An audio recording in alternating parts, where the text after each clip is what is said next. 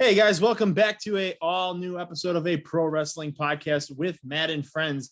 I am joined today by Nightmare Factory own the answer to professional wrestling, Josh Breezzyy. Josh, what's up, man? What's going on, man? How's it going?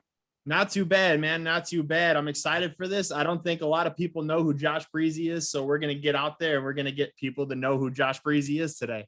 Sounds like excited. A plan. So what made you want to be a pro wrestler? When did you decide like, hey, this is what I want to do? So growing up my whole life, I've been a fan of the Hardy Boys, obviously. And for those who don't know me, I did music and I was very successful doing music up until the pandemic hit. And when the pandemic happened, I had to cancel my tour. We were in the process. We were doing like 10 shows, the whole coast. It was great. And then the pandemic happened and we had to cancel everything. And I was sitting at home, just collecting unemployment, waiting for things to happen. And I saw the Nightmare Factory post, like on Instagram or Twitter or something, that they were taking applications for their first camp. And I was like, you know what? I'll just fill out the application, see what happens. So I never heard anything back. And then from there, I just felt like, you know, I could really give this a go regardless of where I go. So I was actually on my way to Firestar Pro Wrestling here in North Carolina. And I was probably 15 minutes away from the school and I get a call from a Jersey number and I don't answer it because I'm like, what? And then I get a text message. Hey, it's QT Marshall from the Nightmare Factory. Give me a call when you get a chance. So I pulled over into this church parking lot and I called my girlfriend at the time and I'm like, so about that, QT Marshall from the Nightmare Factory, I think just called me. Do I answer him? She was like, yeah, of course, call him back. So I called him back and he was like, yo, a spot opened up for you. It's yours if you want it. Here's the rundown. We start in a week. And I was like, wait, a week? So then I was like, all right, something to think about. We talked about it. She gave me the okay. And the rest is history. That's awesome, man. That's actually really interesting going from one place to automatically getting called from somebody like QT. You know, that must have been like, oh man, what happened? You know? Yeah, exactly. When do you remember like the first show you ever watched in pro wrestling like that you were like, yo, this is what I love? I know you said you're a fan of the Hardys. We obviously know that looking at your room behind you, you got all the Hardy stuff going on. Oh yeah. I tried to get a little bit of the Nightmare Factory stuff I have over here in the shot, but it just didn't look as good. No, I got you. My first wrestling, there was so many. Just as a kid, I just loved it. I don't know why. Maybe my parents were my mom was an Undertaker fan. So I think she might have gotten me into it. But I remember going to like the Sunday night heat shows at Nassau Coliseum because I'm from Long Island. And like when they would do the little house shows in Nassau Coliseum and things like that. A funny story, one of those, I was probably like 9 and they used to shoot the t-shirts out or whatever. And I thought it was a Goldberg t-shirt. And my uncle's a huge Goldberg fan. So I'm like, yes, shoot one my way. And one comes my way and it lands on the floor. So I dive to get it. This guy gets mad that I grabbed it before him, pours his beer on me. I'm 9. Pours his beer on me. And he's like, oh, blah, blah, blah. And my stepdad was like, grabbed him up. It was like, are you kidding me? And then like, it was a whole thing. But then I opened the shirt and it's a Shawn Michaels shirt. Not even Goldberg. Not even Goldberg. Crazy. But yeah, all the stuff the Hardys did in the early 2000s was great. I mean, just watching them, the ladder matches, of course, and even like when they did their quick solo stuff, like when Jeff had the short hair and he was feuding with the Undertaker and Matt and Edge and things like that. It was just always fun to watch. Yeah, no, man. I mean, what is your go-to Hardy Boys moment? I mean, honestly, every time I try and put people onto the Hardy Boys, it's those Broken Hardys series in TNA. I'm like, you know what? Forget all the other stuff that they did. Watch this. Yeah, this is magic. It was different for sure. I mean, watching something like that, I mean, Matt Hardy out of the box. I mean, who knew, you know? Right. All those years, he was the least favorite Hardy, and he just blew up. Oh, I've always loved Matt. His theme song was fantastic when he was on his solo career. And the V1. Yeah, it was fantastic. And I think when he came to TNA the first time and had the dreads, I think a lot of people are like, yo, what is he doing? You know, Cold-blooded. and I don't think a lot of people were into that. And then he went back to WWE, I think. And then he went back to TNA, back to WWE. Now he's in AEW.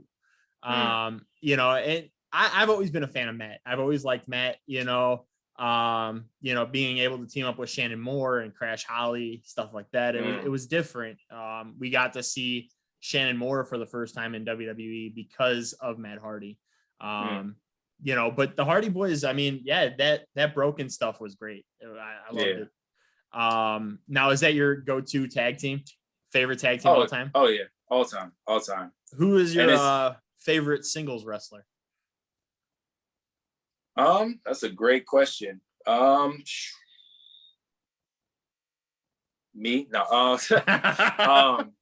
My favorite singles wrestler, honestly, I have to go with Jericho. Okay. Just because, like, he's been able to adapt but stay the same, if you know what I'm saying. Like, he changes, but he's still, at the end of the day, Chris Jericho. Right. So, like, when he came in with the party pony and the flashy things and was cutting promos on The Rock, and then he changed over to, like, a little bit less of that and a little more, like, I'm the greatest ever. And then now what he's doing in AEW, you just can't deny it. And you just got to applaud it. Oh, absolutely. I love Jericho. I think Jericho's a fantastic wrestler. And I think a team that he had with Christian, I think, was very underrated. I always go for that team. It's one of my favorite teams that I watched. Chris Jericho he's one of the forefronts of AEW. You know, and first AEW world champion. He's, you know, still killing it to this day. People judge his lion salt still, like, saying that he can't do it anymore. He could, in my opinion, I mean, sometimes moves get botched, but he could still do it. I think he could still do it. He's 50. He's 50. I mean, dude, I give him credit. I give Christopher Daniels a lot of credit too. For sure. Yes. Daniels is great. I know you're a fan of the Hardys. We've talked about that. We see behind you. You call yourself the Kobe Bryant of Hardy Boys collecting. Yes, sir. Do you have every single Hardy Boys figure there is out there? So I don't. I actually have a checklist right here. I have it separated between Jeff and Matt figures. I actually only need 27 more. There's over like 250 of them. Here, let me get a little spin real quick, kind of show you the room. It just goes on, and it never ends. And that's my AEW stuff. That's so cool. Yeah, so it's insane. But everything that I don't have is like super hard to find. Only got released in the UK. $300 aftermarket stuff.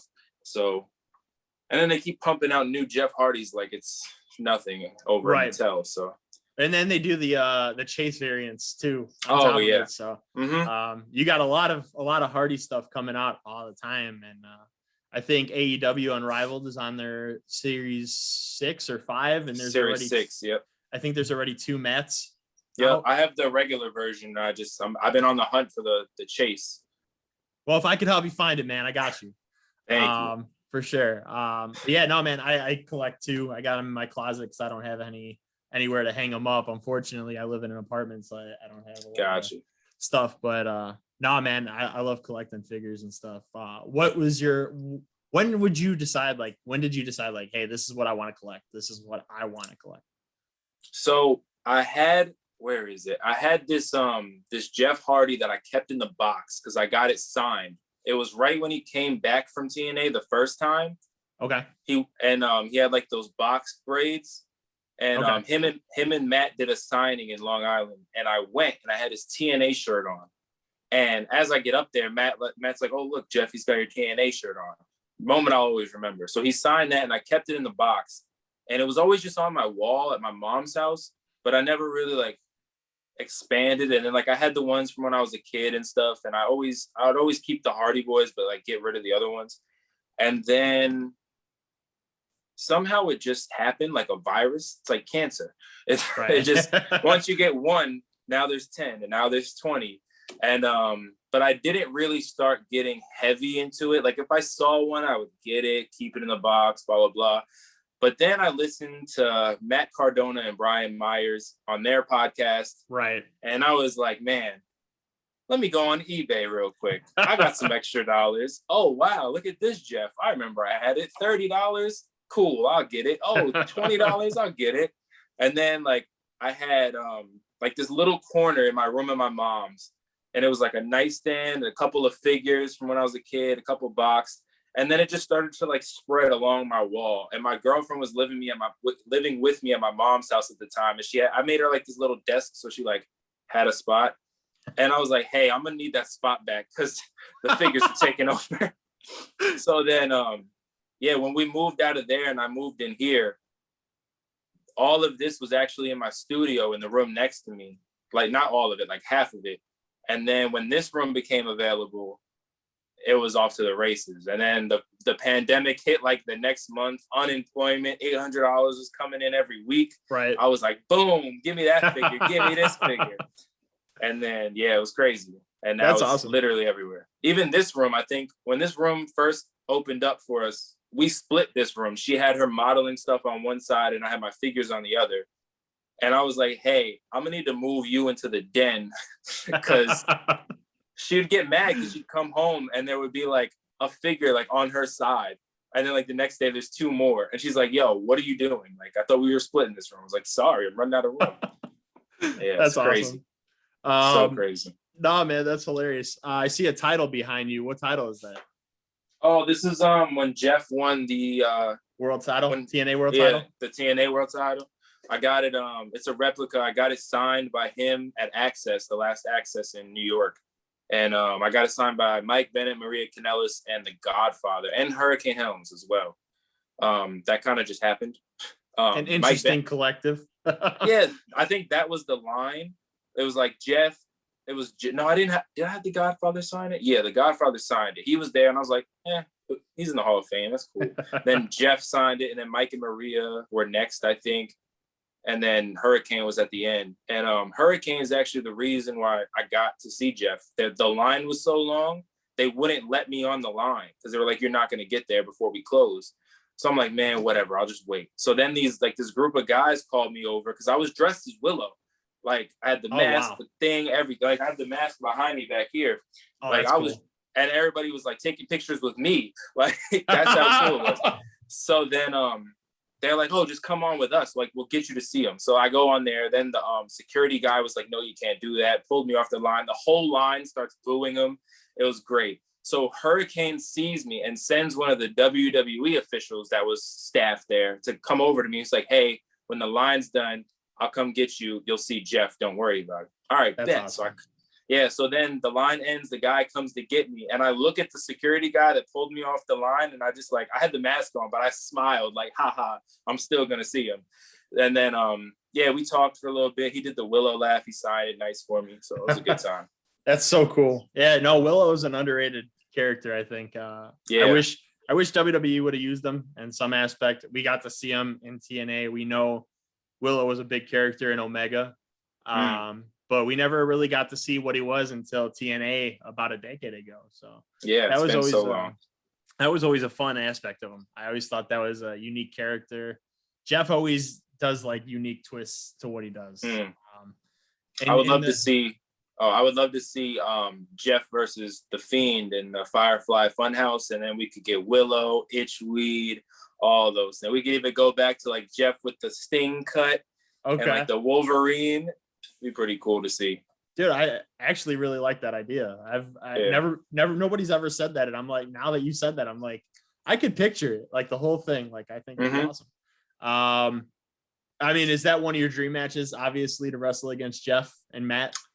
Yeah. So another thing, after the showcase for the Nightmare Factory, because I had tweeted earlier in the day that I was getting ready, and then like Cody retweeted it for me, and Cardona retweeted it for me. Matt Hardy responded, et cetera, et cetera. And then Matt actually texted QT to ask him how I did, because QT was like, "Hey, Matt Hardy just texted me, asked you how I did." I was like, "Really? What'd you say?" He was like, "I told you you shit the bed." I was like, "Come on, man, I'm trying to get there, man." But I definitely want to try and get in the ring with Matt, whether it's just something on Dark against like Private Party and Matt's there or something like that. Like a bunch of my friends, Carly Bravo and Dean Alexander, they've wrestled Private Party like 3 times already. Right. And every time I'm like, damn, it needs to be me. But it will be, my man. time. It will be soon. How was it training in the Nightmare Family or Factory, I should say? It was great, honestly. I mean, it was like, it's so weird to think about because like the first day, everybody was like sitting by themselves and like nobody wanted to say anything. But like by week 3, we're all like making fun of each other. We're hanging out, you know, like staying up till 2 a.m, talking wrestling. Like, and it was hard work. And like the first day, like Cody's like, all right, we're going to go for a mile run on the street through the hills. And I'm like, bruh, what? So, but it was great. Everybody there it was fun. There's like, Carolyn is great. She's our nutritionist, QT's wife. She's great. I still message her from time to time just to get food things. Cody was there a lot more than I would have expected him to. Like he was there every day and I didn't understand how he did it. And then even like when they were doing dynamites and stuff like that, they would just leave when they needed to leave and come back when they needed to come back. And Brandy was there a couple times. She came in for some promo classes. Glacier was Glacier was great to have there because Cody and QT have like their way, but then Glacier gives it to you like that old fashioned WCW style way. Right. And it's just really cool to get the different views on in-ring psychology. So I get that for sure. I remember when they announced Glacier was going to be helping train for a little bit too, which I never really got into WCW because I didn't start watching wrestling until 2003. Okay. So I rewound it. Obviously, I've watched stuff. I mean, so Glacier's character, everything like that was always fun to watch. You know, I've watched past stuff, but I didn't grow up watching him. But watching a guy like Cody and stuff like that and seeing where he is today and helping you guys out, I think is fantastic.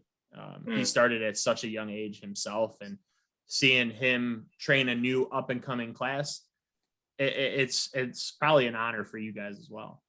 Oh yeah. Honestly, my favorite thing about Cody, he would always take charge of the promo classes we did.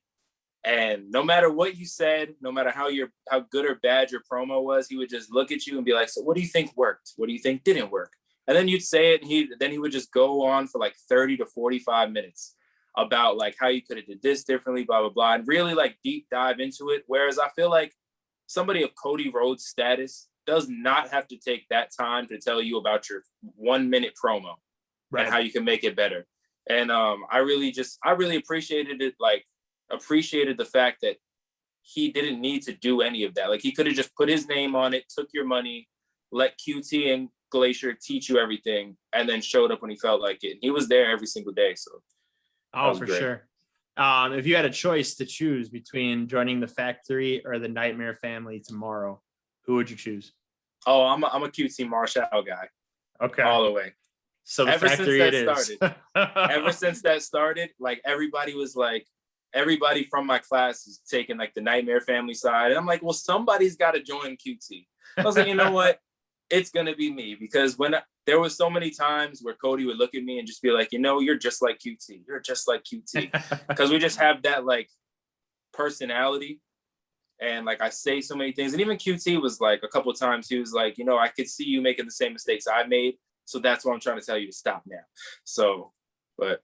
That's so awesome, man. I watched this Nightmare Showcase and I thought like, this is something different that no other company has ever done before. At least in to my knowledge.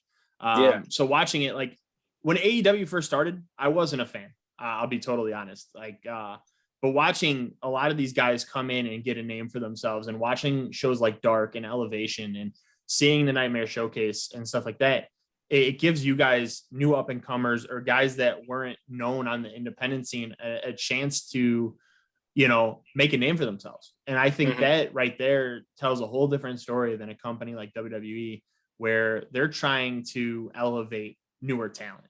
And that earned my respect. So watching the Nightmare Showcase, like, there was a handful of people that stuck out from me. You and Jacob Ryan, like that team right there, like in any of the tag team matches that I watched, you guys stuck out to me. there was something that I watched and I'm like, these guys are going to be the future of tag team wrestling if they're still going to be in AEW as a tag team. You know, but watching that, you guys, fantastic stuff, man. Thank you. I really enjoyed watching that match. Unfortunately, we haven't seen Josh Breezzyy again in AEW. No. But I would love to see that very soon. I think it'd be really cool to watch. I'm actually, don't tell anybody I told you this, but the third class is having their showcase next Sunday. And they're looking for somebody to enter the Battle Royal from one of the previous classes. So it may or may not be somebody known as the answer. But you didn't hear that. You didn't hear that from me. Okay. I like it. But I've been doing some stuff in Pro South Wrestling. They're really cool. They're right on the edge of Georgia and Alabama. It's just hard for me because I do live in North Carolina, and then the factory's in Georgia, and then everything else is in like Alabama, Georgia. So it's just a tough drive. But I will say I'm embarking on a great singles run with my good friend Marty Bell, formerly TNA Knockout. Yep. And we have some pretty good things that we got coming up creatively. So okay, I can't wait to watch, man. You know, it's hard because a lot of independent promotions and stuff, they don't post videos as much, and like trying to find some of your stuff on YouTube, I couldn't find anything. Oh yeah, it's rough. So I would love to see some people post it, especially because I live in Indiana, so that's a little bit far of a drive for me for sure. But yeah, I would love to see that. I love Marty. I think she's a fantastic athlete as well, and you know, the Dollhouse stuff with her and Mia Yim, I thought was fantastic too. You know, I think it was very underrated as far as definitely a female group goes. But Marty, I think, is very, very, very well-rounded as a competitor, and I think she could do really well in like a manager role too. You know, hope so. We've seen that stuff too, and I think the chemistry there between you guys, because I just get that vibe from you right off the bat that you have so much charisma there waiting to just break out. Man, that whole nice guy thing, oh man, I feel like I loved it because like I got to paint my face and wear the colors and stuff, but I wasn't able to like go. And like it was such a struggle for me because I'm a very particular person. So when Cody gave us that team and the gimmick, and I was like, okay. And he wanted me to be kind of like the asshole. I don't know if I can say that. You can, man. You're good. He wanted me to be like the meaner, nice guy. And like, I just couldn't figure out how to be like a baby face, but like mean. And I just couldn't make it work. And I feel like this character that I'm working on with Marty and everything is going to be much more me. And I'm going to really be able to just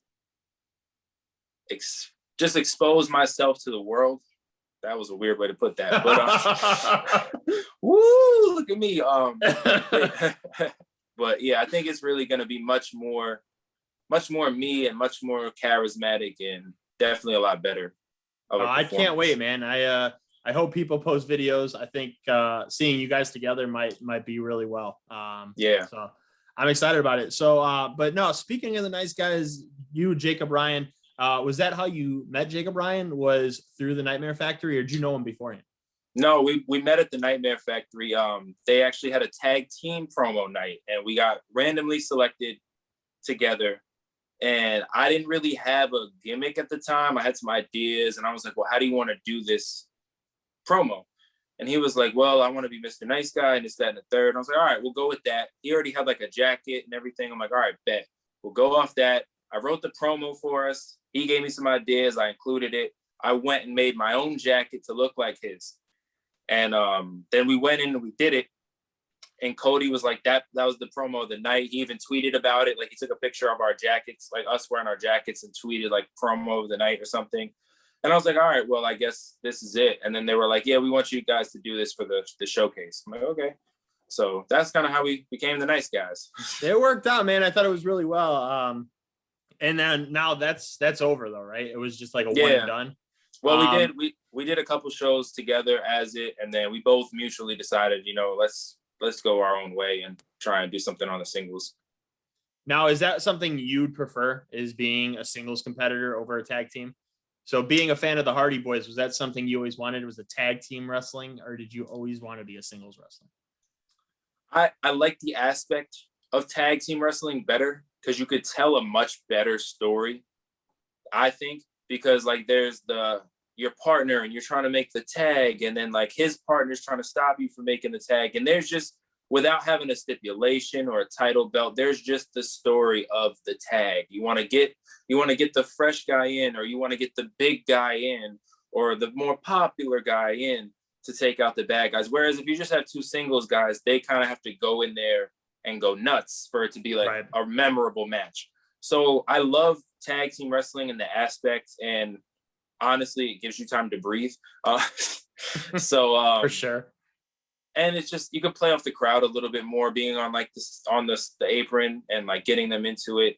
But making the hot tag. Yeah, the hot tag's my favorite. And then I just like it better. But I always wanted to be like a world champion or something like that. And I think I'd almost rather be like in a group where like there's like three of us, and we're all kind of like our own thing, but we come together, and kind of like the New Day almost. Right. How like Kofi can go win the world championship, and then Big E and Xavier can go win the tag belts, or Big E could go win this, and they could do that, and you can kind of flip flop it. Like a free bird rule kind of thing.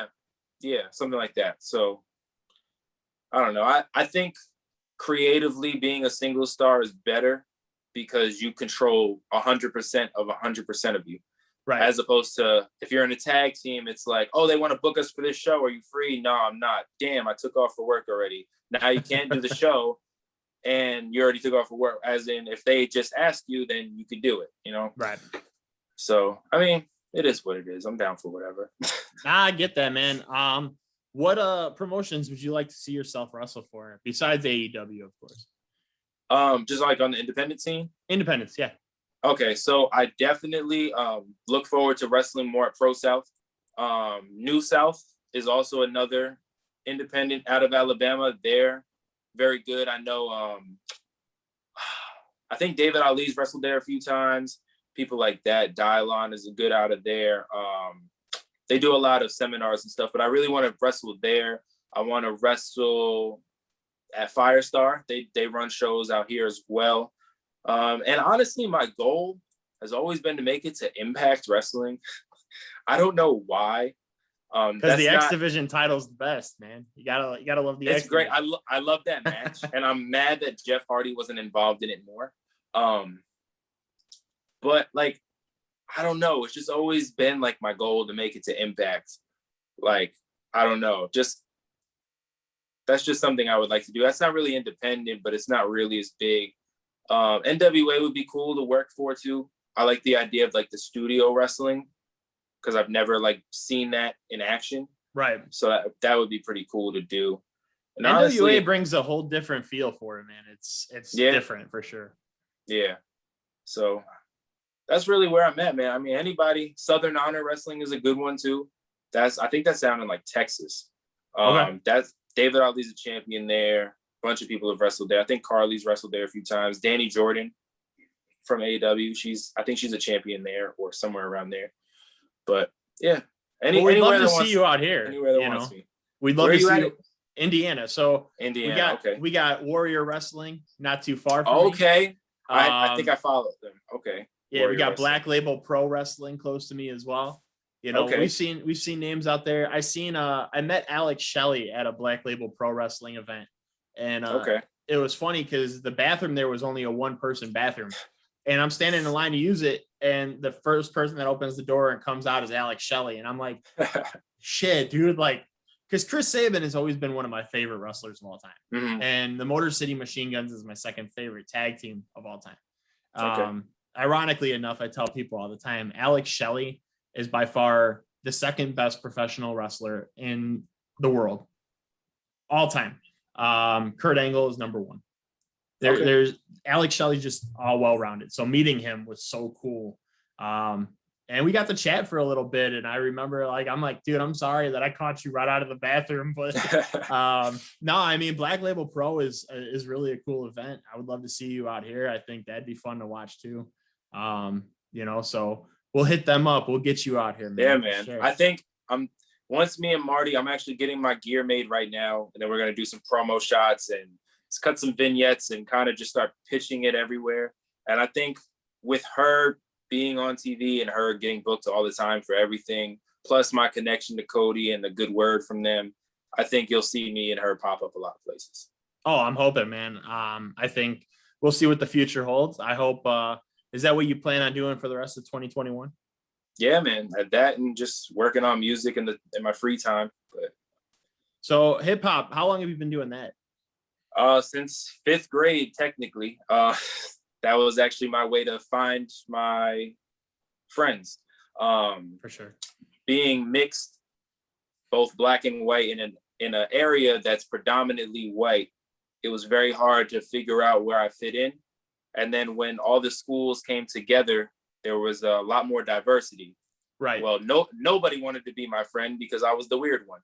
So I was like, all right, let me try it. I played baseball too. So I was like, all right, let's go talk about baseball and Yu-Gi-Oh cards with these kids. And they didn't want to talk to me. So I'm like, all right.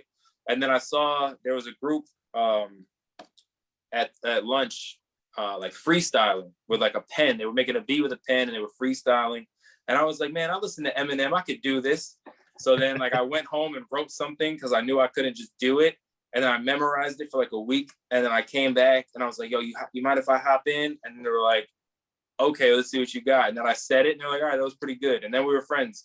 So, but then in high school is when I really started to take it seriously and started like recording and producing tracks and things like that. And I tell this story a lot when I do music interviews. My grandma lives next door to my mom. And she had a computer in her room, in her house, and she used to go to bingo at night. And I would come over before she left and unlock the back door without her knowing. And she'd wait for her to leave for bingo, run over there with my little USB microphone, log onto her computer, download this free audio recording program, record like 4 songs, save it to a flash drive, uninstall the program, clean up all my stuff, lock the door, run back. And she never knew this. And I told it in an interview with somebody about my last album. And I sent her the article. And she was reading it. She was like, all these years, you never told me you did that? That's so crazy. You could have just asked me, I would have let you over. And I was like, that's awesome. Yeah. So trying to be a sneaky kid. I like it. Yeah, man. But yeah. No, I was listening to the Third Dimension album today on the way to interview that I had. And I was like, this shit's really good. I like it. Good album. I'm not a fan of hip hop and rap and stuff usually. And I'm like, this is good. I could listen to this. Yeah, man, it's a nice happy medium between like rap and like radio rap. Yeah. Like it's not like new and auto-tune and all that nonsense, but it's not like underground super duper hip hop either. So it's listenable. I love rap where I can understand what I'm listening to, you know? So hearing your stuff and I'm like, all right, this is stuff I could actually listen to. I can hear the words. Okay. Right. It's not just gibberish to me, and it's not just the beat. It's well put together, man. So, it's really awesome stuff. And I hope we get to hear more of it coming soon. And I also noticed that you're doing all these haunted houses and like places like that. What got you into stuff like that? That was my dad. That's all my dad. When we were kids, all we did was watch Ghost Hunters, Ghost Adventures, things like that. And he used to buy like cameras and video recorders and take us to cemeteries, me and my brother, and we would do like little ghost investigations. But then I shot a music video. I grew up on, like I said, on Long Island. There's this big asylum that's like abandoned, Kings Park Psychiatric Center. And we would always try and go there and go in and walk through it and stuff. Just because it was creepy. And then I shot a music video there for In My Head, and that was cool. And then what did I do? Then I started watching these YouTubers like explore all these places, like Exploring with Josh and RNK All Day. and guys like that. And I'm like, I could do that. And they're getting like millions of views. And like, I'm like, yo, I could do this. Like, I'd be interested in this. So then me and my girlfriend at the time, we were like, all right, let's do it. And we would go places like on our days off, just whatever. And then when the pandemic hit, again, everything happened. When the pandemic hit and they were just giving me free money, I was doing everything. I was collecting, I was doing this. And it was just every day I'd wake up, and like when she was on unemployment for a little bit, like 2 weeks, like we'd wake up, we'd go somewhere. We'd wake up, we'd go somewhere. Hey, you want to go to South Carolina? Let's take the drive. We went to the abandoned amusement park. Like we did all this stuff. And it just got cool to do, and like to see all the old stuff that's still left behind in like hospitals and things like that. And then where it got ghost centered was I met this guy, Sean. He's in some of my ghost hunt videos. And he was very much, I was always more of like, I'm just going to go explore. And like, if while I'm editing, if I catch something, I catch something. I'm not going to go look for it. But then he was very much into the paranormal side of things. So I was like, all right, so I don't have my girlfriend to explore with anymore. So I'm going to go with this guy, and we're just going to do ghost hunts. That's cool. So then we just started doing that. And the last one we did, man, a brick came flying through the window, and it was a crazy thing. That's not out yet, but yo, these dudes just pulled, like we did this abandoned retirement home, and it's like behind this tree line in the middle of nowhere, North Carolina. Like nobody's going to bother you. So we're in there, and we like just did a spirit box session. We're about to all go our separate ways in different rooms and do like a solo shot. And my friend Sean's like, yo, I see headlights. And like, we look, and there's headlights coming through like the broken windows. So we're like, dang, the cops. So we're like, all right, let's just pack. We're like, let's just pack our bags. We'll just walk out, and it is what it is. If they arrest us, they arrest us, trespassing tickets, they tell us to go home, whatever. At least we're just coming out. They don't have to come in. So we're getting our stuff ready, and all of a sudden, dude, it sounded like there was 90 people sprinting across the roof. Oh, wow. It's a one-story building. So there's just people running across the roof, and we're like, what is happening? And I've literally like been there where a ghost is answering me through the spirit box or a REM pod, and I am not scared at all. I've been places where things get thrown, not scared at all. I was petrified because what is happening? Like, people are on top of you. Like, if I kept saying, like, if they were in front of us, we can go backwards, we could go left, right. They're on top of us. We can't go anywhere because we don't know where they're going. So like all of a sudden, what happened? We were like trying to leave, and then a brick just comes flying through the window. Oh, and at that, and like, you know, when you get like the fight or flight, I definitely wanted to fight, because like if that brick would have hit me, somebody would have to die. Because, like, and it was like it was like from the room right in front of me. Like, that's how close it was. Oh. So like the brick comes through, and I'm like, oh, nah, what the F? Nah. And I start screaming, and all of a sudden nobody's running anymore. It's quiet. And then I'm like, nah. So we start walking down the hallway, and we hear them get in the car, and we see their headlights start going towards where our cars are parked. And my head goes, they're going to go mess with our cars. So I take off down the hallway, and then they're like pulling out of the thing, and they're honking their horn like they're cool or whatever. So it was probably just a bunch of kids like trying to come break the windows. And then they were like, oh, there's people here, let's leave. But like, yo, the scariest thing I've ever done. I can't wait to see that video, man, when it drops. Yeah, should come out this Wednesday. Oh, actually, absolutely. Everybody should check it out. I think that'd be fun to watch. I'm always petrified of paranormal shit. I don't know why. I am. I've been meaning to watch the Conjuring movies like in like cinematic order. And I'm like, I remember watching the first one in theaters, and there was a part that always like freaked me the hell out. And I'm like, I don't know if I want to watch this shit. I'm like, this is too bad. But no, man, I mean, you seem like you're not afraid of much. So that's pretty cool. Heights. I'm afraid of heights. And I can't take a face bump. Oh, really? Bruh. So we're doing face bumps one day, and I'm like, Coach, I'm not going to be able to do it. QT's adamant that I could do it. He's like, you could do it. You could jump off the top rope and do a swanton on a dime. You could jump off this and do that. And I'm like, yeah, but I can control that. I can't control being up in the air and just dropping on my face without bracing myself. You know what I'm saying? So he's like, no, you could do it. I'm like, I can't. I'm gonna sit out this one. I can't do it. And he's like, no, come on. So I'm like, all right, if you get hurt, it's on you. So he's like, what I'm gonna do is I'm gonna shoot you off the ropes and I'm gonna give you like a 3D and you're gonna take the face bump. Nobody's gonna catch you. You're just gonna take the face bump. I'm like, all right. Shoots me off the ropes, throws me up for it. I put my hands down to brace myself like I told him I was gonna do, because that's just how my brain is operated. And because I hit the mat first before he did, it like whopped. So it messed up his whole like neck and back. And he had like a stinger for a little bit. And I felt so bad, but I'm like, bro, I told you this was going to happen. And Ouch. He was like, you did tell me. He was like, go get some water or something. That's messed up, man. Yeah, no, I tell people all the time, I tried out for pro wrestling and it's not easy. It really isn't. Not at all. I gave myself a concussion my first day training. And all I had to do was, they were like, all right, start from the corner, walk in the middle of the ring and just fall back, take a bump. And I was like, all right, I got this. And I did it. And I'm walking and I just fell backwards and my head hit before my hands hit. Oh, you didn't tuck your chin. No, not at all. And I smacked it really hard. And I'm like, shit. And like, I was down there for like 5 minutes. And then the guy's like, are you okay? I'm like, I think so. He goes, well, you've been out for 5 minutes. And I'm like, I have? He's like, yeah.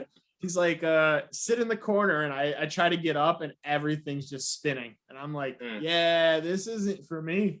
I had a whole gimmick planned out. I had everything, like my name was going to be the Rocket Paul Matthews. That was my name. Okay. And the whole aspect was I was going to be from Atlanta, Georgia. I had like a little Southern accent like I was going to do. And Paul London was my inspiration for my in-ring character, like to run to the ring and everything like that, like the wild boy, you know?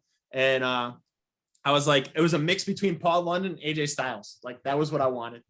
Okay. And I see where you're going. Had it all planned out. I even started training with my former co-host for the show. And we trained together. We were going to be a tag team together. And first day, concussion. I was like, damn. That sucks. Damn, that does. But, no, I mean, it's hard, man. I mean, some bumps, I mean, that was just a simple bump and I couldn't do it. So I give you guys a hell of a lot of credit for what you guys did. Yeah.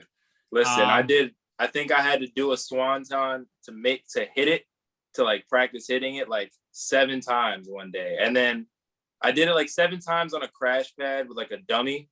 And then in the practice match we did, the finish was I go for it, but I miss it. And then they hit me with their finish and I take the pin or whatever. And missing it is fine. And it doesn't hurt that bad until you have to sleep in your car that night and you wake up the next day and you can't get up. Oh, shit. That sucks, every muscle in your body is just tightened. And you're just like, oh, there was so many days. Cause like while I was training, like I was also doing Instacart to make money to pay for everything. And like, I had to get up in Instacart because if I don't do it today, I'm behind. I got to work twice as hard tomorrow. So I'd be like getting out to go to like Publix or something and be like walking like a 90-year-old in my Crocs. And everybody's looking at me like, yo, what's good with you? And I'm just like, wrestler. That's awesome. That's awesome. Yeah, so. Instacart could be a pain in the ass too, man. I tried that shit. I'm like, I'm not a fan of this. But no, man, I mean, so what are, besides the Hardy Boys, obviously, what are some other your dream matches that you wish to have? I actually just posted a list on Twitter for my June and July goals. I want to have a match with Trevor Eon. He was just on Dark, but he's the Peach State Pro something champion. And ever since he won that belt, I'm like, oh, I'm coming for you, man. Even like I was in the tag team. That belt's gonna be mine. So I want to have a match with him. I want to have a match with David Ali. Me and Carly Bravo have to run it back because the last time we tagged against him, he kneed me in the face and put my tooth through my mouth. That was fun. Then I had to drive home concussed, bleeding 6 hours from Georgia. That was great. Oh wow. Yeah, good time. I still have the shirt covered in blood. He knees me in the face on accident. He said he was going to knee me here, so I turned my face this way. He kneed me on this side. Oh, and then he gave me a Northern Lights suplex into a pin. I kick out and I sit up and I just spit blood everywhere. Oh, and I'm like looking at myself, so I call the ref. I'm like, yeah, I'm bleeding. I don't know what from or where, but it's everywhere. So then So then he relays it to Carly because Carly's like throwing a fit that I kicked out.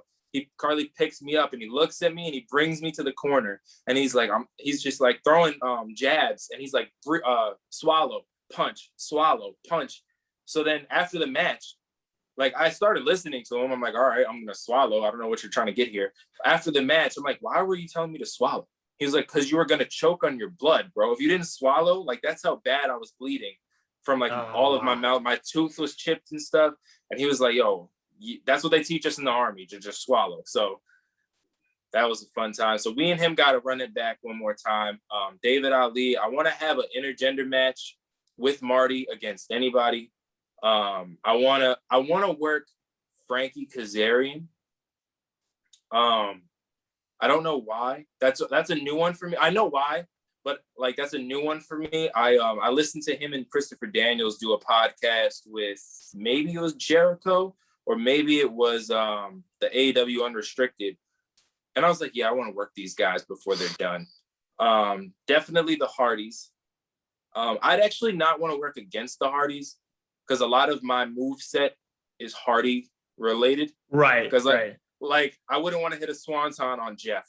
Like it just wouldn't, like it would just be weird to me. So like I would want like Jeff to go for it. And then me, like the little kid, the green guy in the corner, like, no, tag me. And he tags me instead. And then I do it. Like That's that awesome. would be cool. Let's see, who else would I want to wrestle, man? I want to, technically me and QT are undefeated as a tag team. We had a practice match as a tag team once, so that'd be cool to run that back in front of the cameras. Join the factory, man. We could have it happen. I'm trying, man. Every now and again, he stops answering my text messages. I would like a match with Cody, just because I like the way he thinks about things and he goes so deep into every aspect of the match the same way I do. Everything from his gear to how he's going to enter the ring to how they're going to lock up to what they're going to do after they lock up. Like, so I would like to just sit and put a match together with him. As far as anybody else, Darby would be cool just because like I want to jump off of something through something. And I feel like Darby would be the guy to be like, okay, let's do it. Yeah. So he's a crazy guy, man, for sure. Yeah. I didn't really get a chance to watch him much on the independents. Like I've seen a couple matches he did in Evolve and stuff like that. And I'm like, this dude's insane. Like he takes Jeff Hardy to a whole new level. Oh yeah. Just throws his body on the line every match, man. It's crazy. And I wanna my bad, I didn't mean to cut you off, but I just remembered. And if I don't tell you now, I'm gonna forget. I've always been planning in my head, being from Long Island, a Long Island street fight in like a cinematic form where it's me versus Cardona versus Myers with Tommy Dreamer as the special guest referee. And like, we just go crazy in like a mall. And it's just like this street fight. And there's like, we go to like the catering table and it's just like pizzas and bagels. Or like a pizza guy shows up and it's like Mankind or something like that. And he's like shows up with a box of pizzas and like Cardona's just like, oh, thanks, takes the pizza box, hits somebody with like a full pizza. Like just something fun like that. And just because like I'm actually through the action figure thing, I talked to Matt Cardona a lot about different things. And during training, I was like, hey, would you mind if I did the Rough Rider as like my hot tag like move, like my signature move? He was like, yeah, man, go for it. So like it was really cool for him to give me that, like, okay, so now like I do a different version of the LI thing. I do kind of like a Kenny Omega, like how Kenny does like the arrow thing, but I do it with the LI fingers, and then I do the Rough Rider. So it would just be cool to like get in the ring with him. And then Mike Bennett actually owes me a match because when I first day of training, I tweeted him because he's a very big inspiration for me. He helped me a lot because through his battle with addiction and stuff like that and weight gain and loss, he helped me a lot. And my first day of training, I tweeted to him. I was like, hey, in 13 weeks, I'm gonna be fully trained by Cody Rhodes at the Nightmare Factory. You're a free agent now. I want to see you in the ring. And he was like, you got it. And I was like, oh shit. That's awesome. And ever since then, he's been ducking my calls. I've been tweeting him, Instagramming him. I sent a few emails. So that would be a cool match to have. And, Well, when we post this video, we'll tweet at him and say, "Let's make it happen." We got you. Oh yeah, man, I'm ready. Wherever, whenever, however, I'm down. Now, I think Mike Bennett has been an inspiration for a lot of people, especially with his stories. It's very inspiring for sure. There's a lot of the miracle Mike Bennett from TNA in this new Josh Breezzyy character. So I like it. I like it. Good. Yeah, I mean, dude, I remember first watching him as the prodigy Mike Bennett, and I was like, this dude's gonna be it, man. One day, this dude's gonna be the biggest star. And it was sad to see what WWE did with him. They didn't do shit with him, and I'm like, this guy. That's how they always do it. Theme song was fantastic. I loved his theme, and I was cool with him being called Mike Kanellis and taking Maria's last name, but how they treated him, man, and they did that whole storyline where Maria made him look like a bitch, quote unquote. I'm like, I don't like that, not at all. No, Mike Bennett is a star, man, superstar. But and he's literally got it, especially now. He's jacked, he's ripped, he's got everything. Like, he can go in the ring. He could be a personality. He's got Maria. If you don't think Mike can cut it by himself, he has Maria. Super hot, super over, super good on the mic. What is he missing? Like, I think I want him to be top level. I just don't know if a company is ready to take a chance, because outside of having everything, he hasn't really done anything. Right. And like, when he's been given the ball, he hasn't really ran outside of Ring of Honor. Right. And it's almost, you can I relate him a lot to QT, because QT is the hands down the best technical wrestler I've ever watched, outside of like a Kurt Angle or like an AJ Styles, where they could do like the quick pace. Like, you can literally, like, QT could do like a 450 in his sleep. Like, people don't know that because he doesn't do it, but he can. Like, so like, when it comes to like having everything, like even QT's stint in Ring of Honor as God's gift, he has the personality, and what you're seeing now in AEW, he's always had that. He's just never gotten the chance to really show it. Right. And I feel like now he's finally getting there. And I think the overexposure of Cody Rhodes to an extent, and how Cody always wins, is kind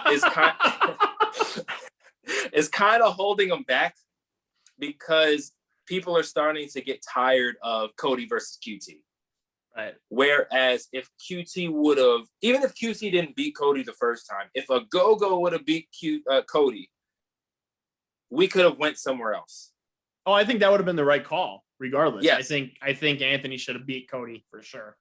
So if Anthony beats Cody, now QT can kind of fall into almost like a Taz or a Paul Heyman role, still give all that character, not have to wrestle as much. And you just beat Cody Rhodes, and now you can go on to different stables, and you could fight with Team Taz, and you could take on this and that and the third, and Cody can kind of take a back seat and go be with his pregnant wife. And I feel like because of that, QT and the factory is kind of suffering, just because there's so many people in the community that are just Cody Rhodes out.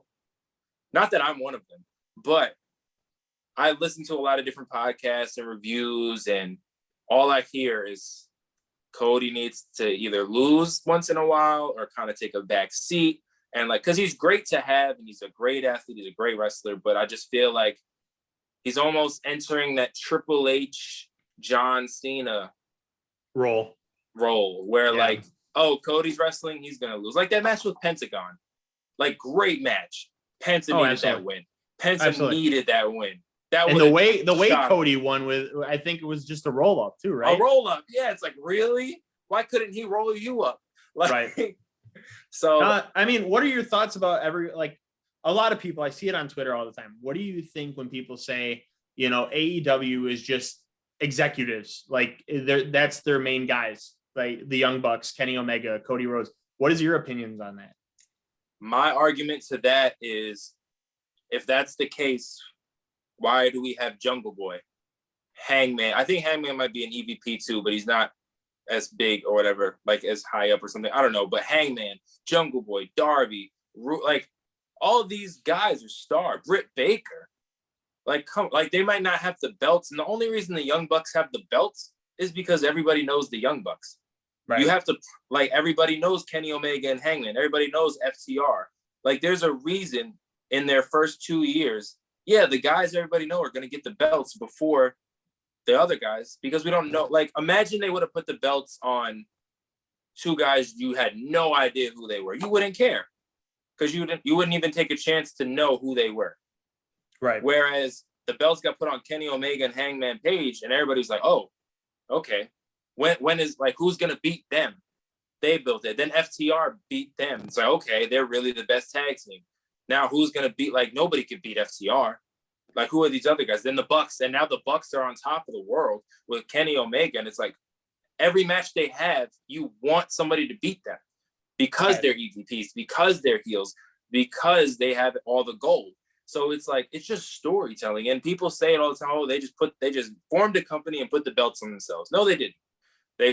Because when they started, everybody was mad the Bucks weren't in the title picture. Everybody was mad Kenny Omega's in the tag division.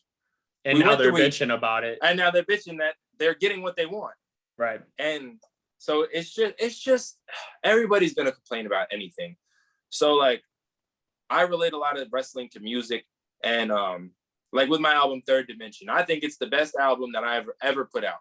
But I'll get people that tell me it's garbage and I should continue doing what I did on previous albums, which I think is garbage. And Third Dimension was out for 2 months before they gave me Artist of the Year. Right. At the Josie Music Awards. So, like, clearly I was doing something right. Like, we did 100 streams first week. Like, 100,000 streams first week. Jesus, if I did 100, oh shit. If I did 100 streams first week, I gotta retire. So right. So, like, you get what you get, and like, I think Triple H just said it the other day, and he said it very bad, and I don't think it was what he meant, but the way he said it was terrible. But just, like, take what you get, and you don't have to accept it, but don't overanalyze things. And if you're gonna overanalyze it correctly. Like, look at the fact that we're almost 2 years into AEW, and just now the Bucks Omega are getting the belt. Cody was the TNT champion because he's literally everywhere. He's on this show, that show, doing this, that, the third. Like, you want a belt to be on that guy. So people could be like, oh, TNT champion, AEW, what's that? Oh, okay, this is pretty cool. Didn't know about that. Like, you could be watching a Mets game and see Cody Rhodes with the belt. Like, oh, what is that? That's not WWE. Oh, there's a whole new wrestling program. So you got to do things like that. Like, the people that complain don't understand business.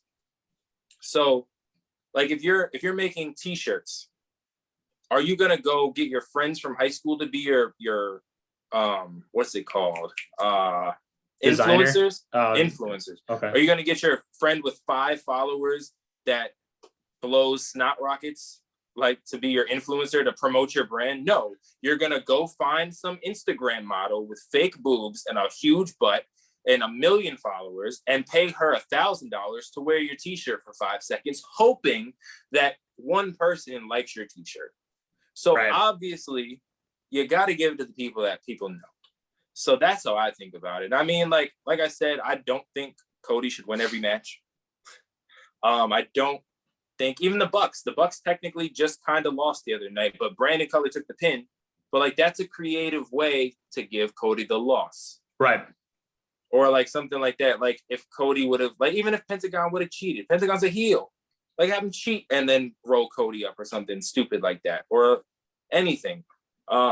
So when people say that, to sum it all up before I go all the way off the rails here, Kenny Omega is the greatest champion. Roman Reigns is a close 1B. And the Young Bucks stole my style from 2019. So it is what it is. Well, they're trying to drip like Seth Rollins right now, man. Yeah, man. It's funny. I was up the other night watching, like, my old music videos, and I was doing this music video for All I Ever Wanted. We were on the beach in Florida, and I had on, like, the flower shirt, and I had the hoop cross earring and, like, the long hair and the glasses. and I tagged Matt Jackson because I took a video and I was like, yo, Matt Jackson's stealing my style. This is 2019. And he saw it. He didn't say anything, but he saw it. And I was like, oh, that's funny. But That's awesome. That's awesome. Yeah, no, man. I mean, you got a whole bunch of tag teams, you got a whole bunch of factions, and I think it gives AEW a whole way of getting everybody a little bit of time on TV, which is awesome. You know, everybody loves the Acclaimed. You know, you can't go wrong with the Acclaim, man. I think. Oh man, bringing them in AEW, I think was a good call, and having them form a team was fantastic too. Yeah. I mean, who do you see taking the titles off the Young Bucks? Hopefully, let's see. They're a heel, so it's probably gonna be a babyface tag team. It depends on how long they go. If they go long enough, I think it would be cool for the Varsity Blondes to do it. Just because I feel like with the right exposure, they could be really good.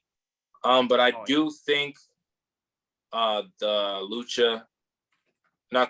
Jurassic Express is well deserving of those titles.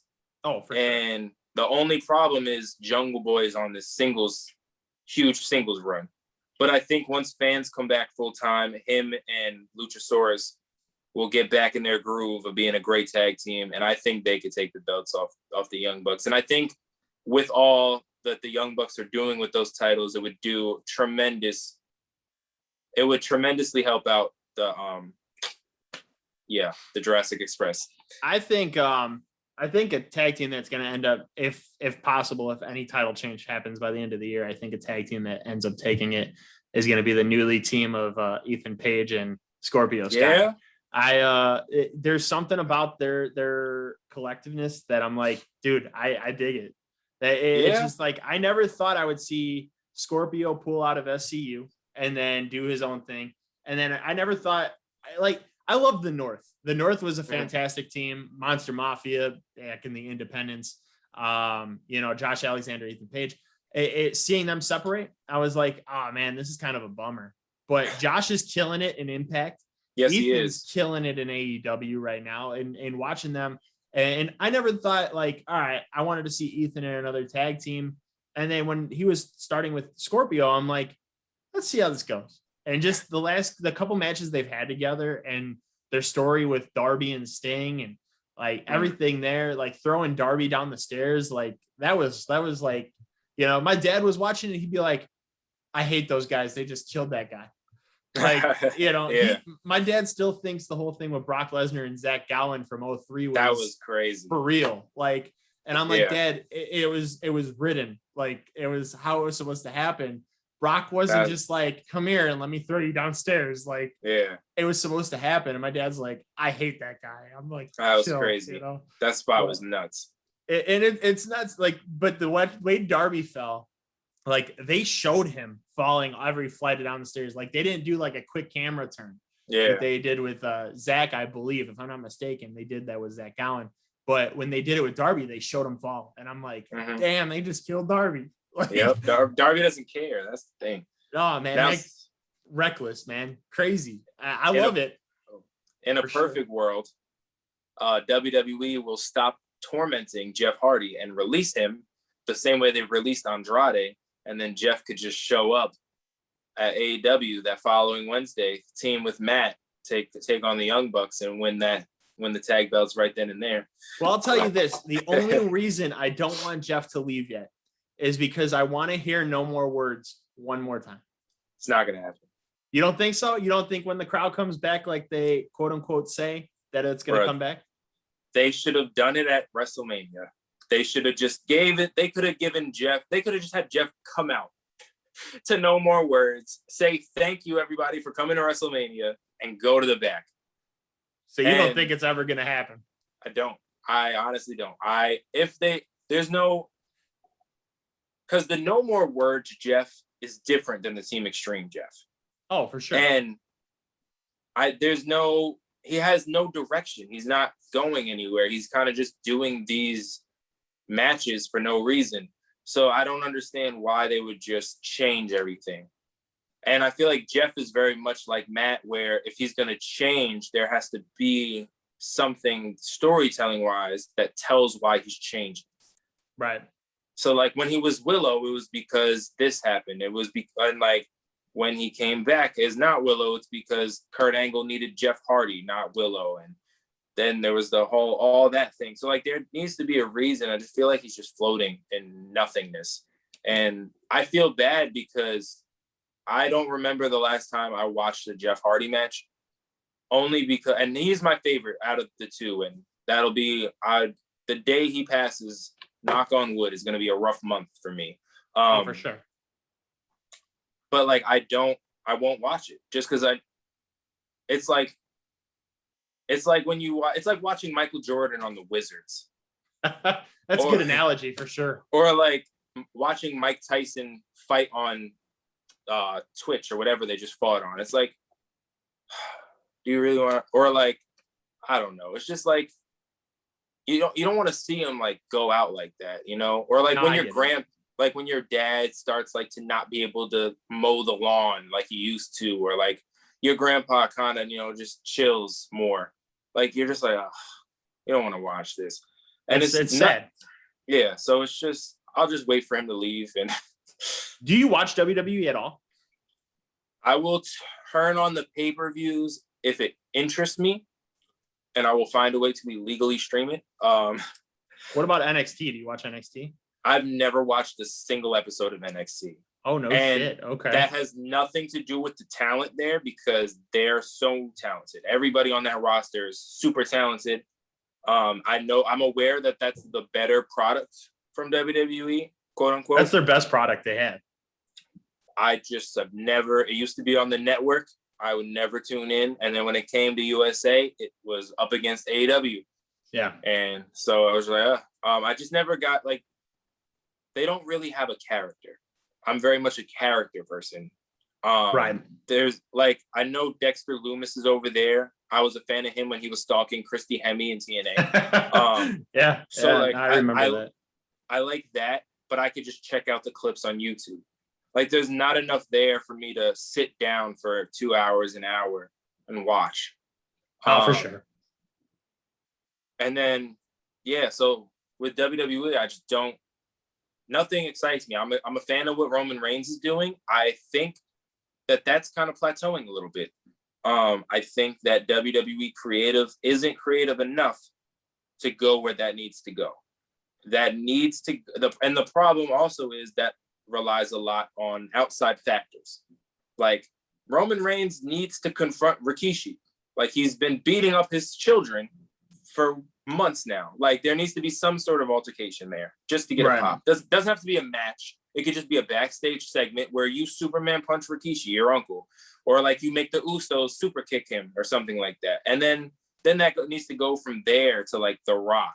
But who knows what The Rock is doing? And then like John Cena needs to get involved because he's still the face of the company, regardless of how many years he hasn't been there. Oh yeah, for sure. So like there's so much that needs to happen outside of the walls currently of WWE that I don't think WWE is creative enough to make it interesting until then. Because how many times are we going to see Roman Reigns about to lose, the Usos help, Roman Reigns hits his finish, and it's over.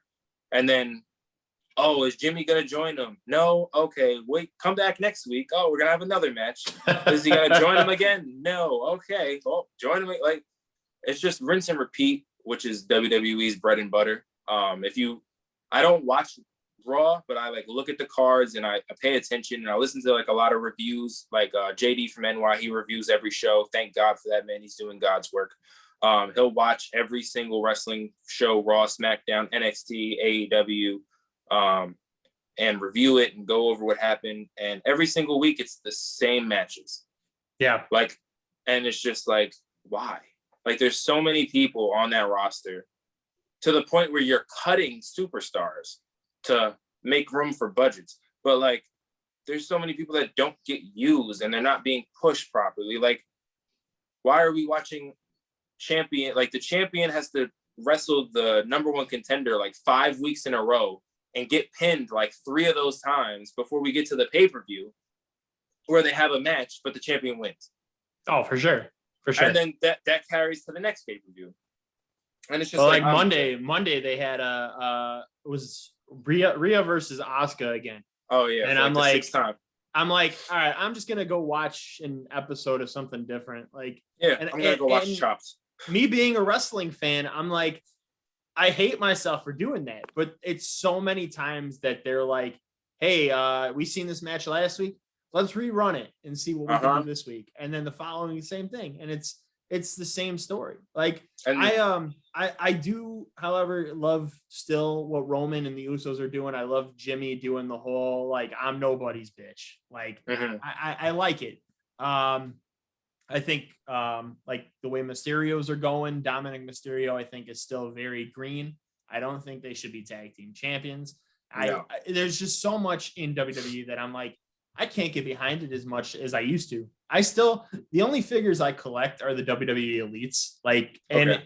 I'm not like, you know, with your Hardy collection, like collecting multiple Hardys. Like, I get one Jeff Hardy and that's it. And you're done. You know? Okay. So like there's like 6 or 7 or 8 or 12 or I don't know, a lot of Jeff Hardy elites. And I'm like, I found the right one that I wanted. And I'm Which like, one is it? Here, let me grab it. Give me 1 second. No problem.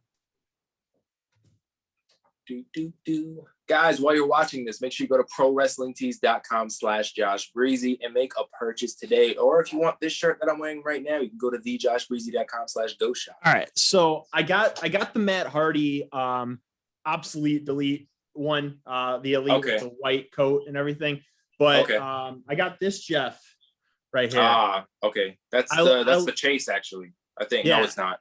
No, it's not. That's the regular version. No, I think I think it was a purple one that was a chase, if I'm not mistaken. It's the blue, red, white, and blue face paint is the chase. Okay, yeah, but no, I love the attire on this one, and I'm like, it just features Jeff in a different way, and I'm like, I love it, man. I've always been a fan of Jeff, and I remember watching his return to WWE in I think 06 or 05.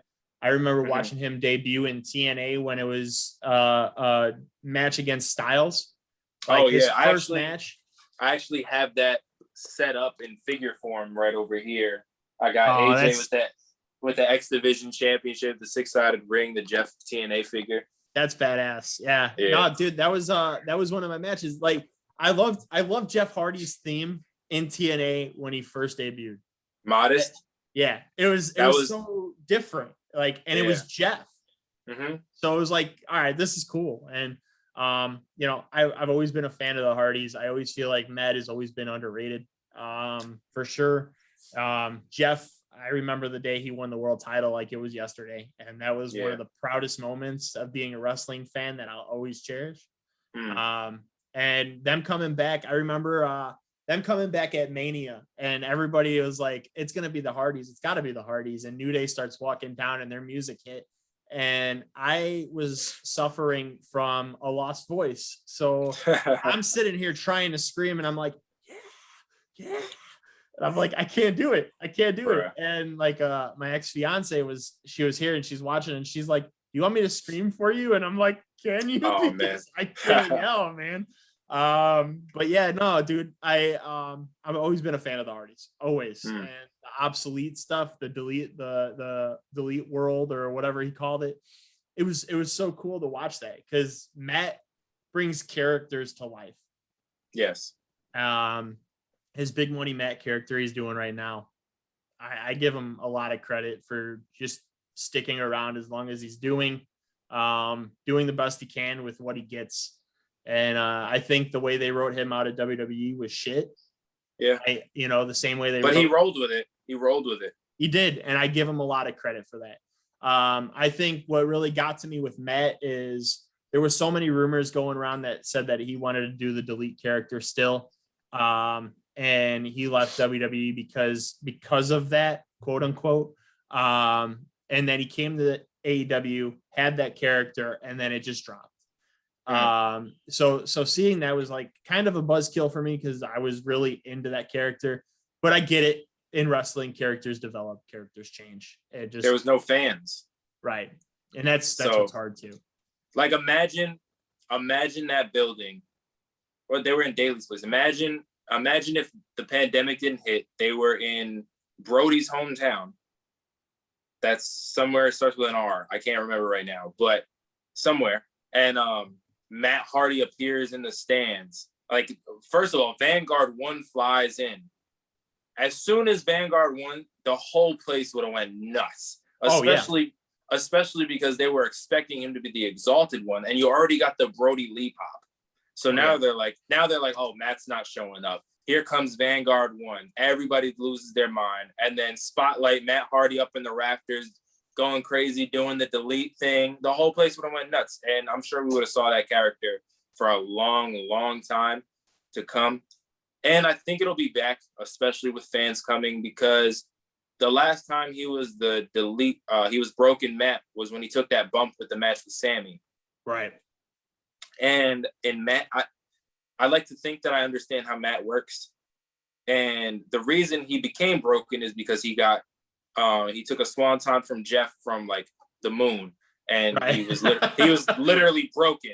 So I think the way Matt's gonna work it is that bump jarred up his mind, and now he's big money Matt, because like he was changing the characters and stuff like that. So I think that bump shocked him into being big money Matt, and there's gonna be some other bump that's gonna break him again.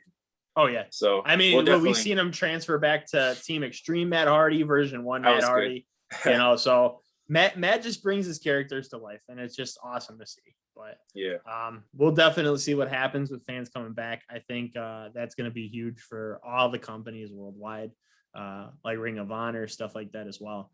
So, I mean, it's just glad to have the fans back, because that feeling of not hearing cheers and, not having that feel, it's just not the same. It's nothing but Austin Gunn. Yeah. Austin, dude, he cracks me up with the shit he does. Like, I love Austin, man. Gunn, and he's still young, man. He's gonna kill it. Him and Colton, I think, are gonna kill it. And Billy, dude. Billy's so fucking underrated. One of the best to ever step foot in the ring. I think, I've told people numerous times, if one guy should have been world champion, it should have been Billy. Oh yeah, somewhere, even for a second. Yeah, even for a second. You gave the title to Jinder Mahal. You could give it to Billy Gunn. Oh yeah. Not taking anything from Jinder. I actually liked Jinder's title run, but I think I liked his character and like what he was doing, and he looked great. Should have been like IC champ. Yeah. Well, he dropped the ball and went to the United States title right after. So yeah. And then this is actually the figure that came after it when Jeff beat him for it.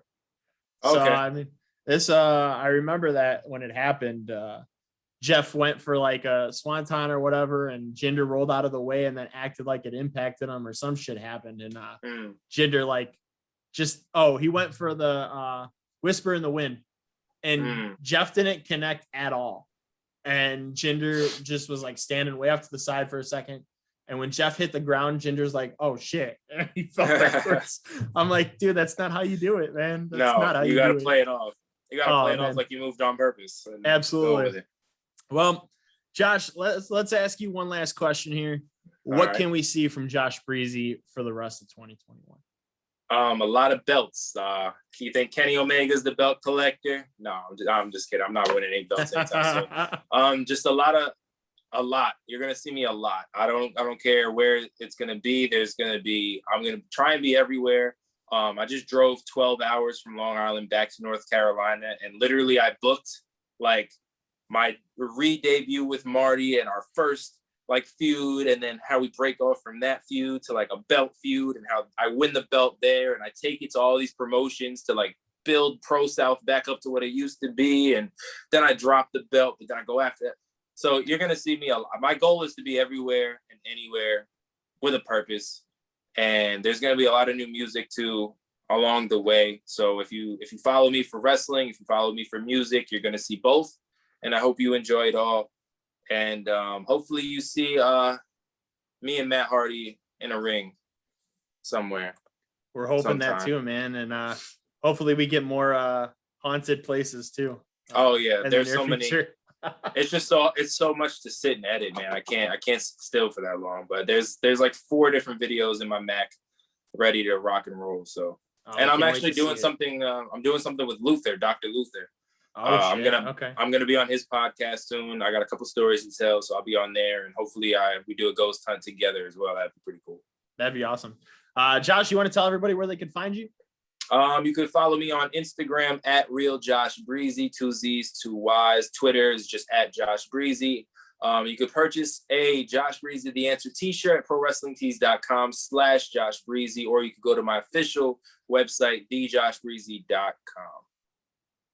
There you go, guys.